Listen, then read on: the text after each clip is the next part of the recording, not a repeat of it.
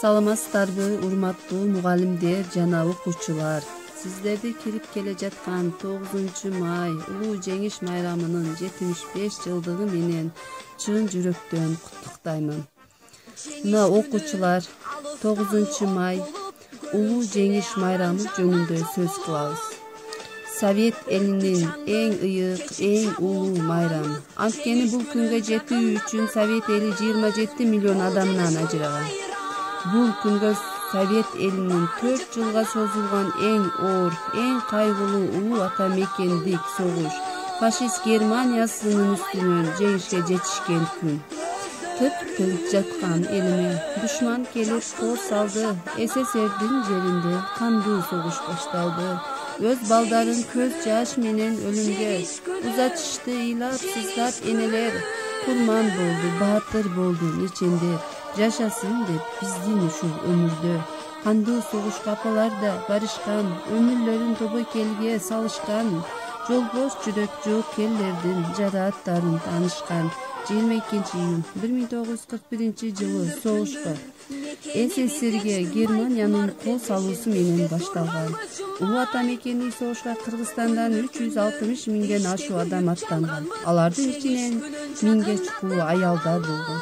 360 миңден ашуу жоокер согушта курман болушкан.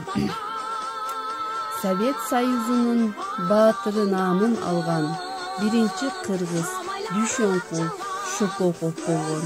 Улуу ата мекендик согушта Кыргызстандан 150 миңдей жоокер орден жана медалдар менен сыйланган. 71 жоокер Совет Союзунун баатыры деген наам алган. Кыргызстандын 29 жоокер Данк ордени 3 даражасы менен сыйланган. Алардын ичинен 8 жоокер Данк орденин 3 даражасын тең алган. 1945 жылы 8 май күнү саат 22-ден 43 мүнөт өткөндө Берлин шаарында Карл Форш шаарында Вермахттын атынан генерал фельдмаршал Кети, Кызыл армиянын маршалы Георгий Жукуевдин жана анын союздаштарынын атынан качышкан Англиянын авиация маршалы Артуар качуусунда биротоло жана толук багына берүү жөнүндөгү келишимге кол койгон. Бул мезгилде Москва шаарында 9-май кирип келгенин. Сталин ошо мезгилде эле 9-майды жеңиш күнү деп жарыяланган жарлыкты чыгарып, анын эртең менен саат 6:00 радионун атактуу диктору Клиев бүткүл Совет элине жарыялаган. Бул күндү эң биринчи согуш күнү майрамдоо болуп, көрбөгөндөй майрамдаган. Бирок 1948 жылдан баштап 9-май жумушчу күнү деп жарыяланган. 1965 жылы гана жеңиштин 20 жылдыгына 9-май жеңиш күнү көрбөгөн кайрадан жумушчу эмес күнү деп жарыяланган.